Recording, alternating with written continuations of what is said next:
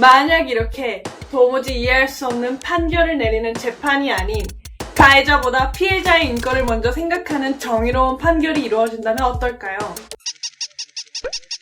띵빠. 안녕하세요, 띵빡입니다. 지난번에 악플에 대해서 다뤘던 영상 재밌게 잘 시청하셨나요?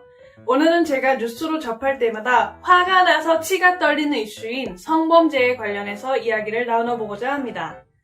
2020년 상반기는 코로나 못지않게 온라인 성범죄 정황이 많이 밝혀졌던 것 같은데요. 텔레그램 멤버방부터 다크웹 등등 정말 수많은 성범죄 사건들이 많이 밝혀졌었죠. 사실 놀라운 것도 없는 게 예전부터 쭉 성범죄는 점점 더 발생 수도 커지고 성범죄의 방식도 기형적으로 계속 변해왔던 것 같아요. 뉴스에 3일에 한 번꼴로 나오는 성범죄 문제.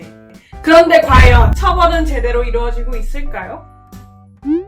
띵빠. 조두순 사건 아시죠? 2008년 당시 뉴스를 조금이라도 봤다면 누구나 아는 그 사건은 당시 판결이 내려질 때 징역 15년에서 13년으로 감형이 됐던 이유가 많은 주목을 받았는데요. 그 이유는 바로 조두순이 가해 당시 심신미약 상태였다는 것입니다. 이 당시 심신미약의 구체적인 사유에는 술이 많이 취해 있던 상태 또한 포함되어 있었기 때문에 이런 말도 안 되는 판결이 내려진 것이죠. 또 최근에 정말 많은 사람들의 분노를 일으켰던 아동 성착취 사이트 운영자 송정우도 부양해야 할 가족이 있습니다. 라는 변명을 했고 그 결과로 감형이 됐죠. 그리고 지금까지 성인이 아닌 청소년이라는 이유로 흉악한 범죄를 저질렀음에도 고작 벌금형 피해자와의 합의로 처벌에 끝낸 사례가 정말 많았죠. 물론 심신미약에 관해서는 2013년 6월부터 성폭력 범죄에 대해 음주에 따른 심신미약은 감정의 사유로 인정하지 않는다는 규정이 신설됐지만 심신미약 상태였다는 둥, 부양할 가족이 있다는 둥, 자신의 범죄에 대한 처벌을 줄이기 위해 변명거리를 만들어내는 건 여전한 것 같습니다. 만약 이렇게 도무지 이해할 수 없는 판결을 내리는 재판이 아닌 가해자보다 피해자의 인권을 먼저 생각하는 정의로운 판결이 이루어진다면 어떨까요? 죄송합니다. 그땐 제가 마음이 좀 약했습니다. 그런 거 없어! 너 무기징역! 너 거세! 나 X야! 넌 이제 죽었어! 하지만 현실은 제가 그때 술에 취해서 오케이. 1년 감형? 제가 그때 마음이 좀 아파서 오케이. 또 1년 감형. 피고인이 심신미약 상태였음을 고려하여 징역 1년 6개월에 처한다. 땅땅땅! 왜 이러는 걸까요? 띵빠.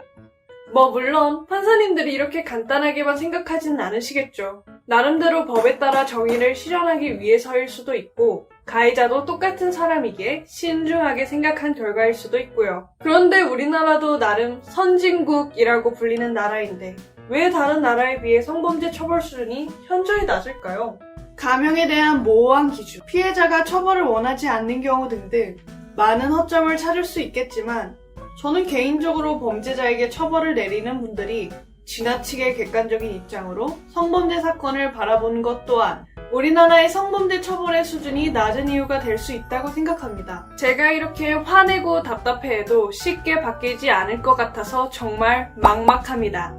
하지만 저는 법이 가해자보다 피해자를 위한 정의를 실현하기 위해서는 지금의 현실에서 빠르게 벗어나야 된다고 생각해요. 더 이상 성범죄의 피해자들에게 더 많은 짐과 책임을 지우지 않고 그들이 무사히 일상생활로 돌아와서 행복하게 남은 삶을 보낼 수 있도록 하려면 말이죠. 여러분들은 우리나라의 이런 비합리적인 성범죄자 처벌에 대해서 평소에 어떻게 생각하셨나요? 혹은 제 영상을 보시고 어떤 생각이 드셨나요? 여러분들의 생각을 자유롭게 댓글로 남겨주세요. 지금까지 띵빡이었습니다.